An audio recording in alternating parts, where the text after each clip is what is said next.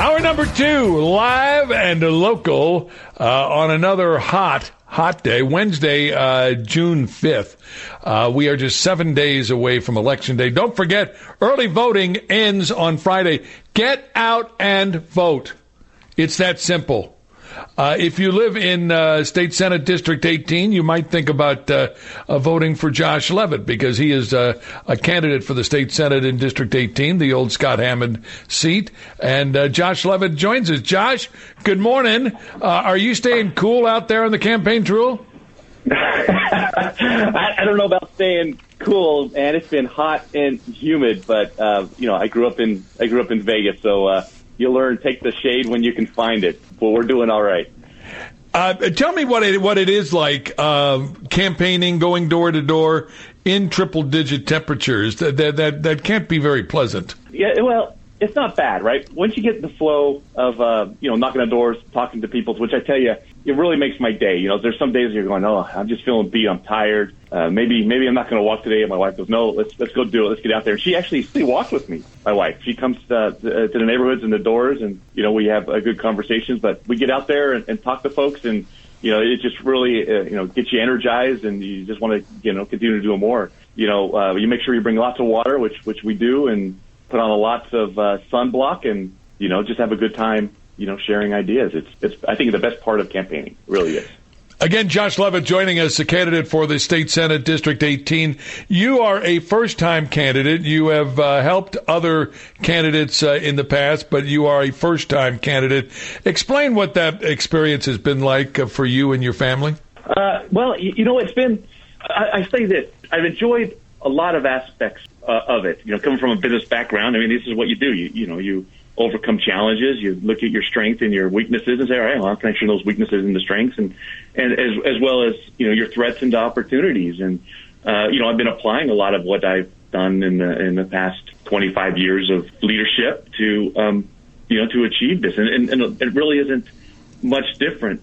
I have learned that there's a lot of different characters when it comes to politics. Believe it or not, October 6th was the first time I was on your show, and I know that because I got a call shortly after that from, a member of the governor's team, and they basically said, hey, Josh, you need to get out of the race. We already picked our guy, and we're going to spend $500,000 against you. We're going to ruin your reputation, et cetera. And, you're not too worried about this type of stuff. Again, I'm a businessman. We're used to competition. I asked, I said, well, why would you spend so much on this guy? And they said, well, he's the governor's friend. And that's when you go, okay, wait a minute. Is this a meritocracy or just a way to get people that you think are going to be your supporters at the highest level, and not so much about looking at the interests of the residents here in Nevada? Is this why government's ineffective?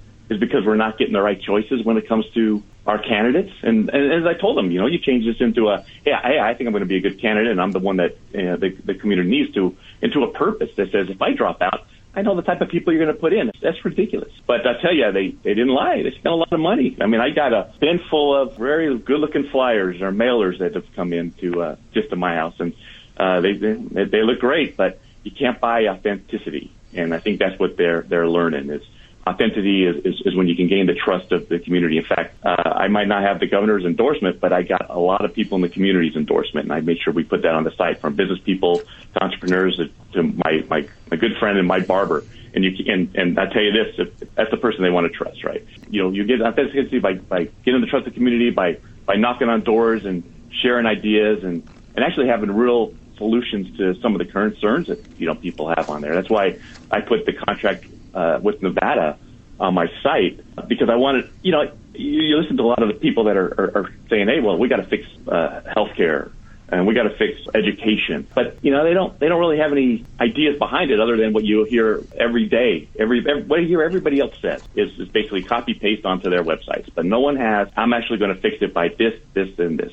What does that do? Well, it provides an insight into the plan, but also provides some accountability. So once you're elected, you can say, hey, Josh, I saw on your website that you said you were going to solve healthcare by making Nevada more attractive, or by creating a coalition, and you didn't do that, and why not, right? Here, you put those on the spot. So, I have a contract with Nevada. I cover healthcare and how we're going to tackle that. I talk about sanctuary cities and how Nevada can do our part when it comes to handling the illegal alien crisis by creating laws that says that our law enforcement can speak to federal agents when it comes to, determining if, illegal aliens have federal warrants. I talk about the housing crisis and how we're going to tackle that. I talk about how we're going to cut regulations to make it easier for people to start businesses here. When it comes to education, you hear what, a lot of people say the same thing. It's about school choice and so on. Well, I go into it even further and say, no, let's improve the students' chances for success by upskilling members of the community so they can become trailblazers for their kids.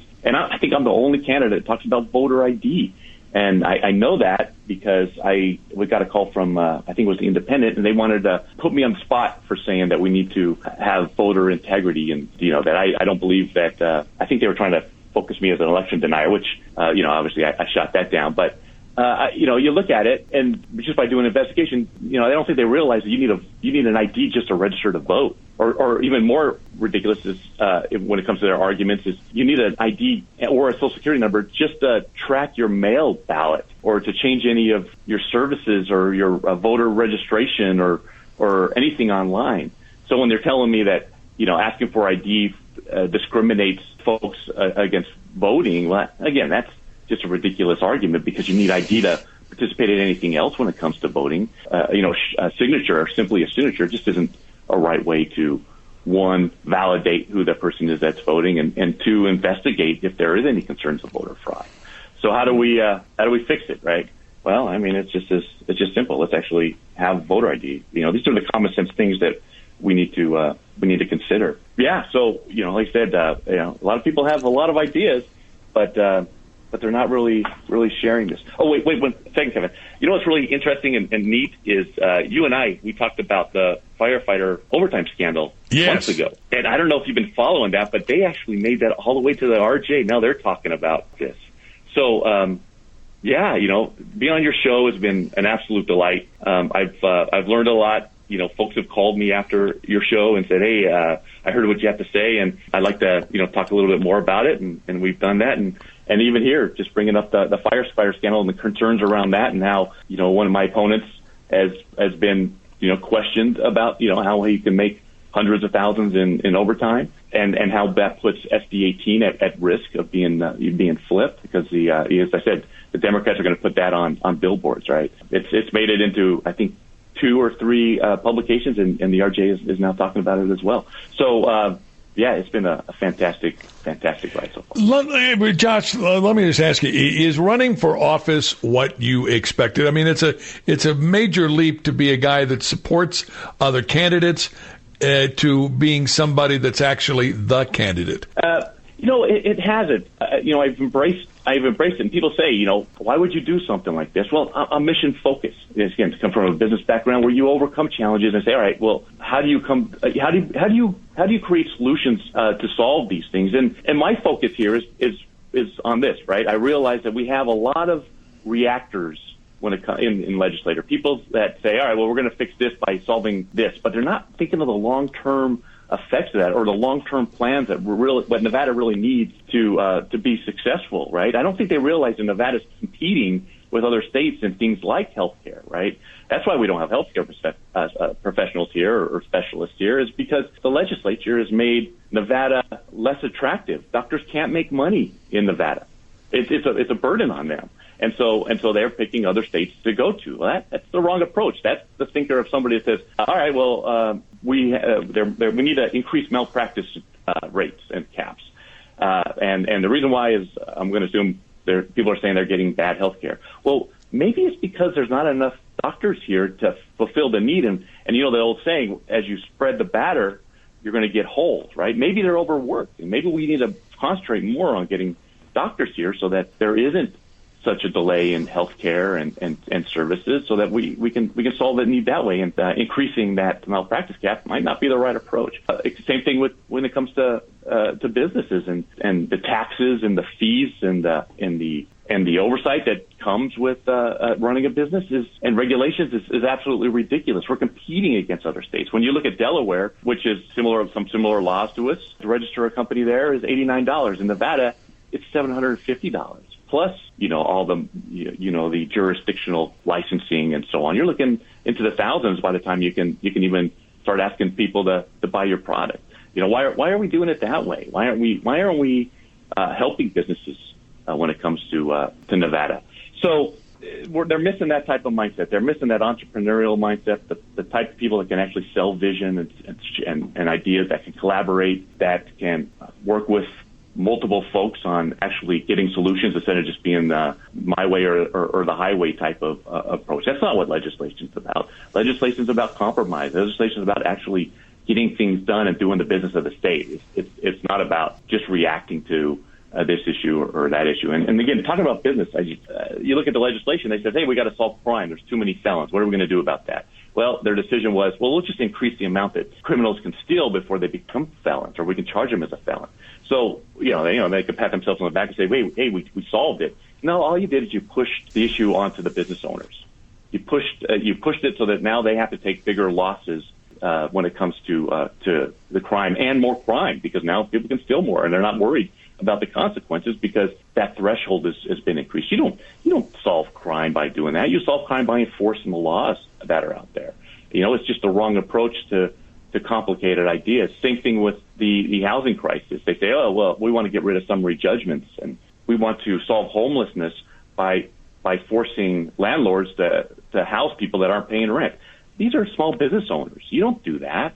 What they're going to do is they're going to say, all right, well, I'm not making any money renting my home. I'm going to take it off the market, which furthermore lessens the amount of supply and increases the cost of rent. These are wrong approaches. Let's actually solve homelessness the right way by creating programs and helping those that are having issues, and be it situational issues, be it drug issues, be it mental issues, and get them the types of services that they need to actually get those things resolved and become productive citizens of Nevada. And that's the stuff that we need to take care of, not simply just pushing it on other folks and saying, we did it, team. And that's just the wrong approach. And that's what I'm seeing in legislature. And that's why the drive to bring entrepreneurial mindsets is so important to me.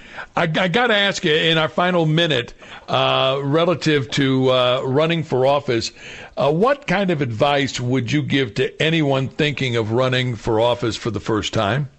I'm the type that jumps in and swims to the shore, right? Jumps in and says, let's start going. And I think that's it. It's like going to the gym. You can talk about it all you want. You don't gain anything until you actually go to the gym. And I would say that same thing. Prepare for a lot of people to ask you why are you doing this. Prepare for other sides to try to bribe you, to try to threaten you when it comes to this. Understand that Machiavelli was right in a lot of his sayings, but be authentic. Work hard. Understand that endorsements aren't everything. It's actually knocking on doors. It's talking to people. Look at what your opponents are doing. Look at their game plan and say, all right, well, how can I be different?